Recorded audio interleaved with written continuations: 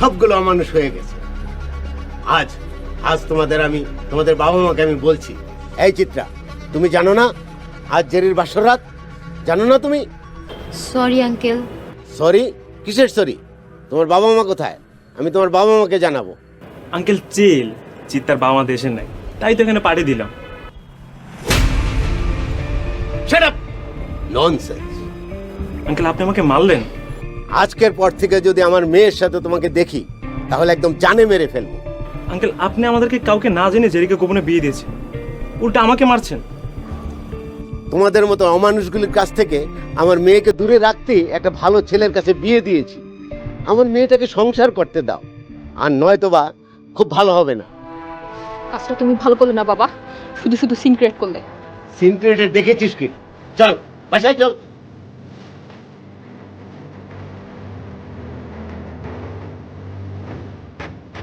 Just chill Monty, হ্যাঁ চিল।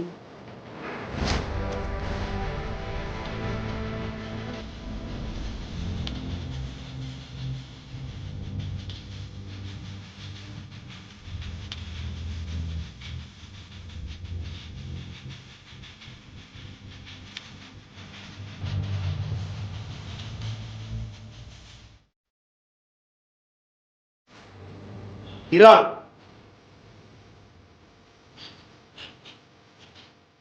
কেমন পুরুষ তুমি? এই বাসর রাতে তোমার বউ বন্ধুদের সাথে পার্টি করছে আর তুমি একা একা শুয়ে আছো। দেখেন, আমি কারোর উপর জোর খাটিয়ে কোনো অধিকার দেখাতে পারি না।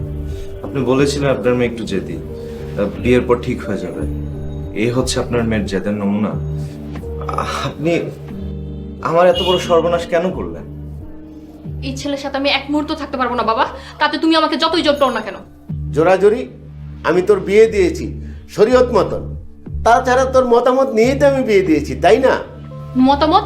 তুমি আমাকে ব্ল্যাকমেল করেছো, তাই আমি বিয়েতে রাজি হয়েছি বাবা। ব্ল্যাকমেল? আমি ব্ল্যাকমেল করেছি? আরে বাবারা কোনোদিন মেয়েকে ব্ল্যাকমেল করে? ব্ল্যাকমেল নয় তো কি? তুমি বলনি এই বড় মার্কা ছেলেকে বিয়ে না করলে আমাকে সম্পত্তি থেকে বঞ্চিত করবে? তখন তো শুধু বলেছিলাম, কিন্তু এখন আমি কনফার্ম, তুই যদি ওর সাথে সংসার না করিস তাহলে কোনো সম্পত্তি তোকে আমি দিব না। আপনাদের বাবা মায়ের নাটক বন্ধ হলে আমি কি কিছু বলতে পারি? আমাকে এত বড় বিপদে কেন ফেলেন? আমি তো আপনার মেয়েকে আপনার সম্পত্তির লোভে বিয়ে করিনি। ইস, আসছে সম্পত্তির লোভে বিয়ে করিস নাই, তাহলে আমাকে কিসের জন্য বিয়ে করেছিস? আমি তোকে একবারও বলেছি আমি তোকে পছন্দ করি? বেহার মতো মেয়ে দেখি বিয়ের পিড়িতে বসে গেছিস। আরেকবার যদি তুই কিরণের সাথে এইভাবে কথা বলিস তাহলে তোকে আমি জানে মেরে ফেলবো। বাবা তুমি আমাকে যা ইচ্ছা তাই করো, কিন্তু আমি এই ছেলেকে স্বামী হিসেবে মেনে নিব না। তোর কিরণকে স্বামী হিসাবে স্বীকার করতে হবে, তাছাড়া তুই আমার সমস্ত সম্পত্তির থেকে বঞ্চিত হবি। কিরণ জীবনও আমার কাছে স্বামীর অধিকার পাবে না বাবা। আর তুমিও জেনে রাখো, তুমি নিজের হাতে আমার জীবনটাকে নষ্ট করেছো। এরকম স্বামী আমি জীবনও চাইনি। এর চেয়ে তো ভালো তুমি আমাকে মেরে ফেলতে।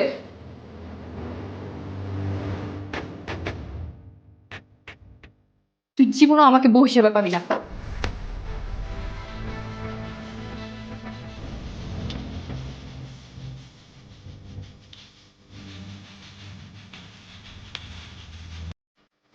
হ্যালো ইয়াং ম্যান, কি খবর তোমার? আমি আপনার কাছে আসছিলাম একটা চাকরির খোঁজে। আপনি কি এমন চাকরি দিলেন আমাকে, সে চাকরিতে না আছে কোনো স্যালারি, না আছে কোনো মেন্টাল পিস। আপনি এত বড় সর্বনাশটা আমার কেমনে করলেন? আমি আপনাকে মাফ করব না।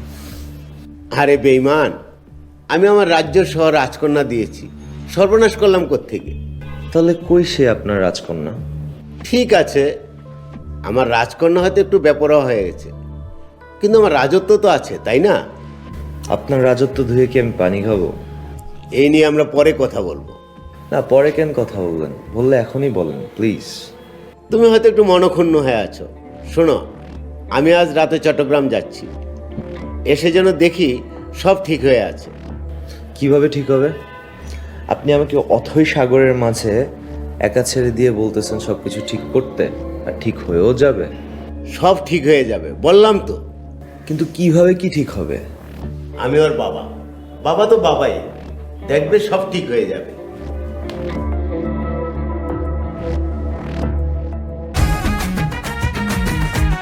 এসব কি গান ছাড়ছিস মন্টি? দাঁড়া আমি ছেড়ে।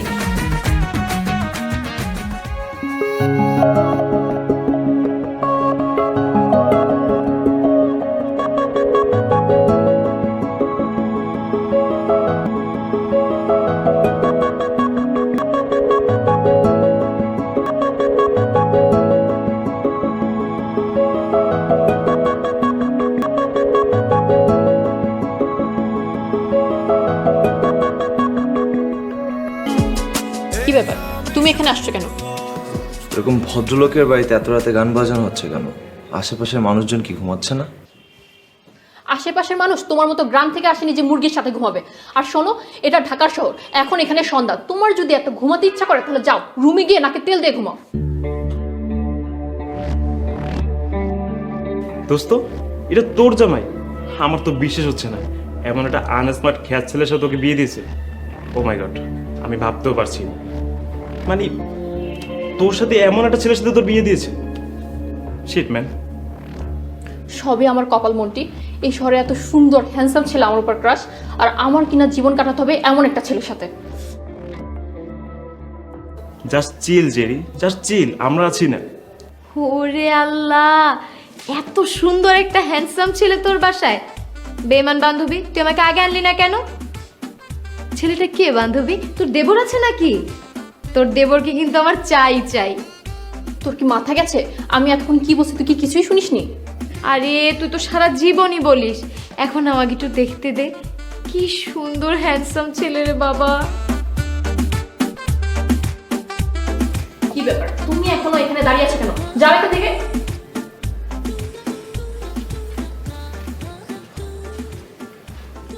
আর তোর কি সমস্যা? তুই এখনো হা করে তাকিয়ে আছিস কেন? ছেলেটাকে আমার দারুণ লেগেছে রে। জেরি, আমি সবসময় বলতাম না চিত্রা আসলে একটা খ্যাত মার্কা মেয়ে? কেন বলতাম বুঝলি এখন? আরে এই গ্রাম্য খ্যাত ছেলেটার সাথেই তো বাবা আমাকে জোর করে বিয়ে দিয়েছে, আর তুই বলছিস দারুণ। বলিস কি? এত হ্যান্ডসাম একটা ছেলে তোর জামাই, আর এই ছেলেকে বাসরাতে রেখে তুই বের হয়ে গেছিলি? তুই কি পাগল নাকি? হ্যাঁ, আমি হলে তো এমন ছেলেকে আঁচলে বেঁধে রাখতাম। এই তুই কি করছিস যে এগুলো? তোর যদি এতই ভালো লাগে তাহলে তুই নিয়ে যা, আমার লাগবে না। সত্যি সত্যি দিয়ে দিবি? পরে কিন্তু আর দাবি করতে পারবি না। তোকে না আমার এখন বান্ধবী বলে পরিচয় দিতেও লজ্জা লাগছে। মানে কি জেরি? মানে কি বুঝিস না? এমন ছেলেকে আমরা ড্রাইভার হিসেবে রাখবো না। আর তুই বলতেছিস মানে শিট ম্যান। এত ভাব দেখায় না মন্টি। জাস্ট চিল চিন্তা, জাস্ট চিল।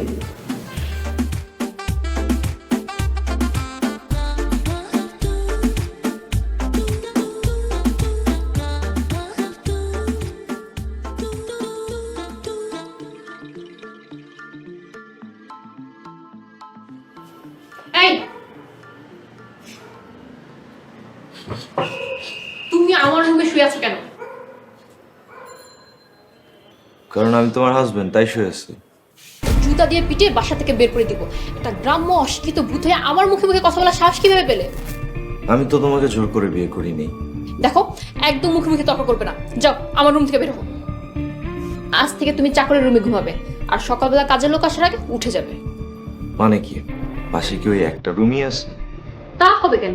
রুম তো 4টা, কিন্তু তোমার জন্য চাকরের রুম বরাদ্দ। বুঝতে পেরেছো? এখন যাও।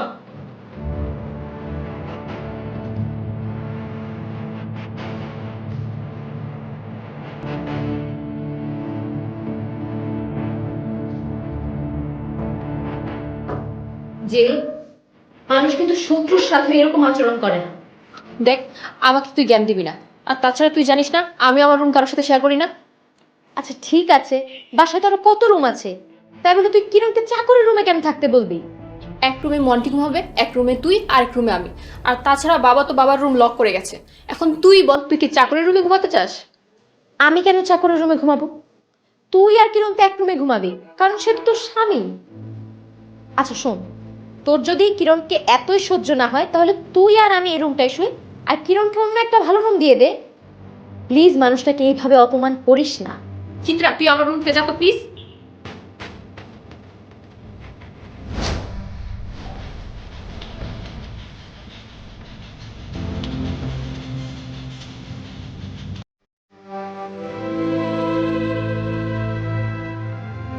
আপনি আসুন আমার সাথে।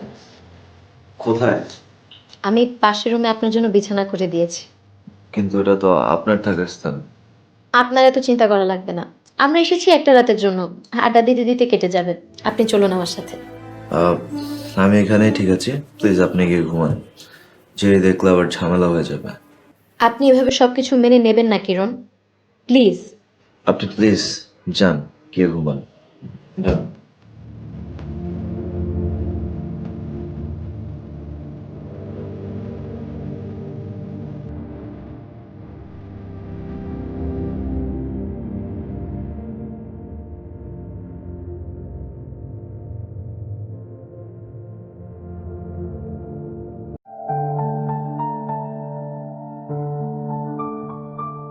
তারপর এই 2 দিন কেমন কাটলো তোমাদের? ভালো থাকার কোনো পথ কি রেখেছো বাবা যে ভালো থাকবো?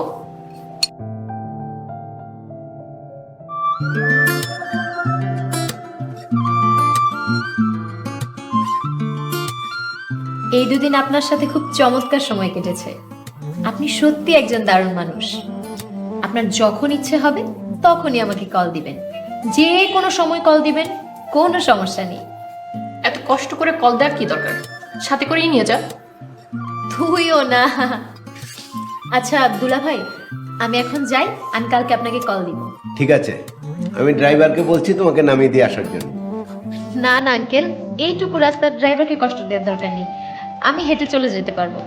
তাহলে দুলা ভাই চলো, আমাকে সামান্য এগিয়ে দিয়ে আসবে।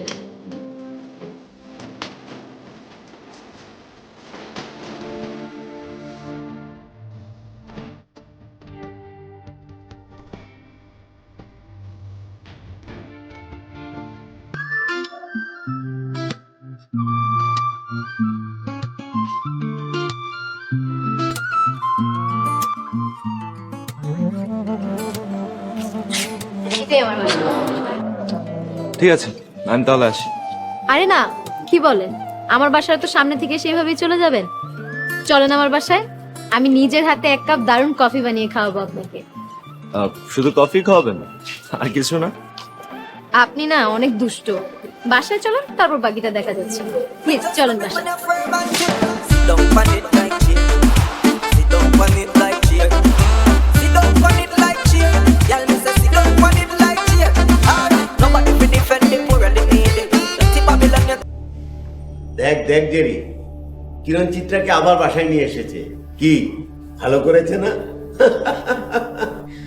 আসলে হয়েছে কি, দুলা ভাই আমাকে বাসায় দিয়ে একা একা চলে আসছিল। আমার না ভীষণ মায়া হলো লোকটা একা একা আসবে বলে, তাই আমার ইচ্ছে করলো আমি দুলা ভাইকে এগিয়ে দিয়ে আসি। এভাবে একবার দুলা ভাই আমাকে এগিয়ে দেয়, আরেকবার আমি দুলা ভাইকে এগিয়ে দেই।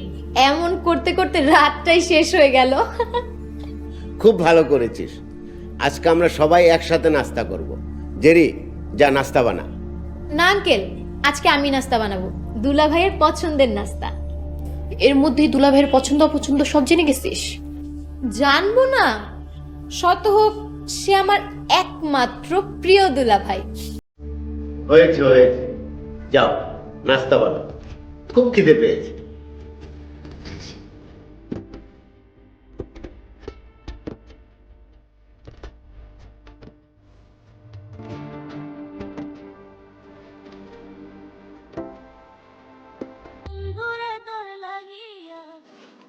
আমি রেডি। কি রে, তুই রেডি হসনি? তুই যাবি না? আচ্ছা, কেউ না যেতে চাইলে থাক, কাউকে জোর করা দরকার নেই। তুই সত্যি যাবি না?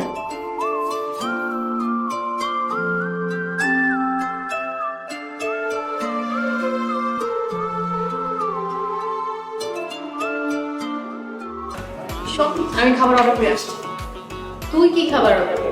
আজকে তো খাবার আমি অর্ডার করবো, দুলা ভাইয়ের পছন্দের সব খাবার। বস। কোন মন্ত্র দিয়া ঠিক আছে চিত্রা, অনেক হয়েছে, তুই এখন তোর বাসায় যাচ্ছিস। মানে কি, আমাদের না কথা হলো যে আমরা তোর বাসা থেকে নিপার গায়ে হলুদে যাব? হ্যাঁ, আমি তো চিত্রাকে ছাড়া নিপার গায়ে হলুদে যাব না। তুমি যখন চিত্রাকে ছাড়া কিছুই করতে পারবে না, তখন একটা কাজ করো, পাশে কাজী অফিস আছে, ওখানে গিয়ে ওকে বিয়ে করে ফেলো, তারপর তোমার যা মন চায় তাই করো। কিন্তু একটা তো ঝামেলা আছে। কি ঝামেলা? আরে আপনাদের তো এখনো ডিভোর্স হয়নি। হোক বা না হোক, তাতে কি আসে যায়? স্বামীর অধিকার এখন পর্যন্ত তো পেলামই না।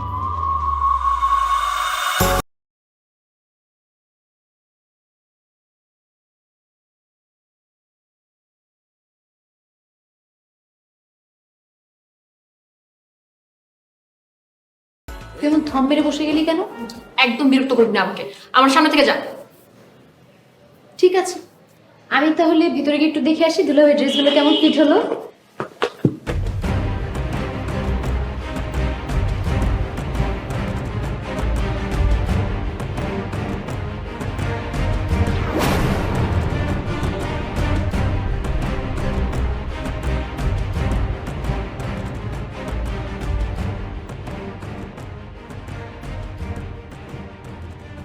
দুলা ভাই, আপনার হলুদে যাওয়ার জন্য পাঞ্জাবি আছে না? হ্যাঁ আছে তো। এই জেরি, তাহলে তো হয়েই গেল। কি হয়ে গেল? আরে নিপার গায়ে হলুদে যাওয়ার জন্য দুলাভাইকে জিজ্ঞেস করলাম যে হলুদের পাঞ্জাবি আছে কিনা। তুইও জলদি রেডি হয়ে নে, বের হবো আমরা। আমি যাব না। ঠিক আছে, তাহলে আমি আর দুলাভাই যাই।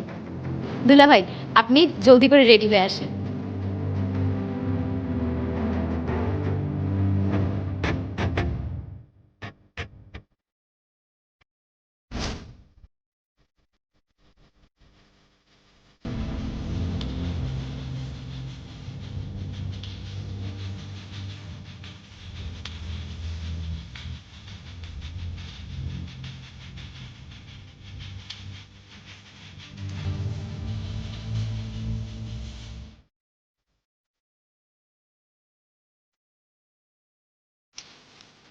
কি হচ্ছে এসব? কি হচ্ছে মানে? এটা আমার বাসা। আমি কখন বললাম আমার বাসা? কি হয়েছে? কি হয়েছে মানে? তুমি কি কিছু বুঝতে পারছো না? সোজা করে বল, তোর সমস্যাটা কি? আমার বাসায় যে যা খুশি তাই করছে, আমি কিছুই বলতে পারবো না। ফালতু কথা বলিস না। নিপার গায়ে হলুদে তোরও যাওয়ার কথা ছিল, তুই যাসনি, তাই বলে কি আমরা যাব না? তুই যাবি যা, কিন্তু সাথে তুই কিরণকে কেন নিয়ে গেলি? আমাকে নিয়ে যাবে কেন? আমি কি বাচ্চা ছেলে নাকি? তুমি যাবা না তাই? তুমি চিত্রার সাথে কেন যাবে? আমি না গেলে তুমি যাত্রার সাথে চলে যাবে?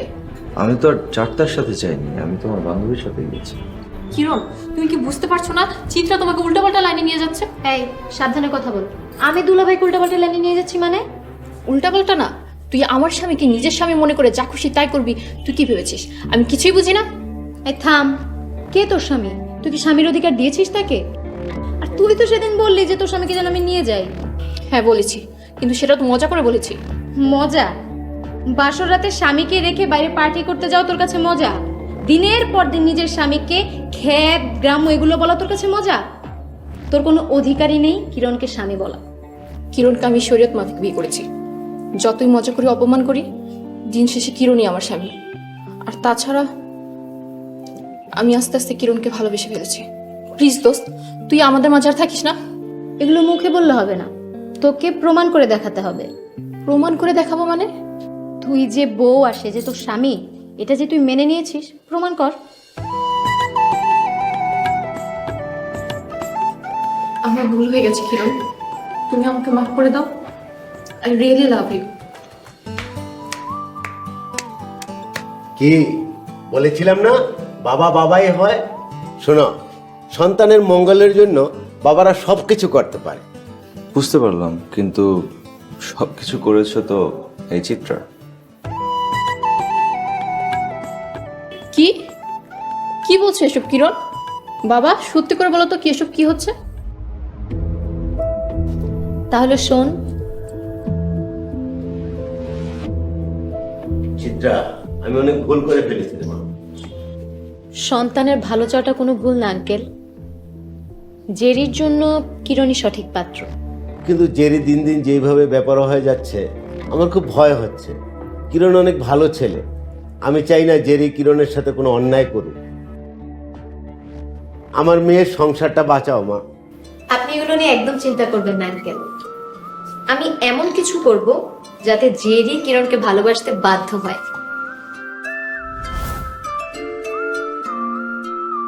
এই হচ্ছে গিয়ে আসল ঘটনা। যেদিন থেকে তোমার আর আমার মাঝে চিত্রা এলো, সেদিন থেকে আমি তোমাকে হারানোর ভয় করেছি। যেভাবে হোক চিত্রার কারণে আমি বুঝতে পেরেছি আমি তোমাকে কতটা ভালোবাসি। কিরণ, এতদিন তুমি আমার কাছে স্বামীর অধিকার চেয়েছো, আজ আমি তোমার কাছে স্ত্রীর অধিকার চাইব, আমাকে দেবে না? তুমি এতদিন যা যা করেছো অবুঝের মতো করেছো। আমি তোমাকে স্ত্রীর অধিকার না দিয়ে অবুঝের মতো ভুল করতে পারিনি। আমিও কিন্তু কোনো ভুল করিনি দুলা ভাই। অনেক দোয়া রইল মা, তারা সুখী হোক।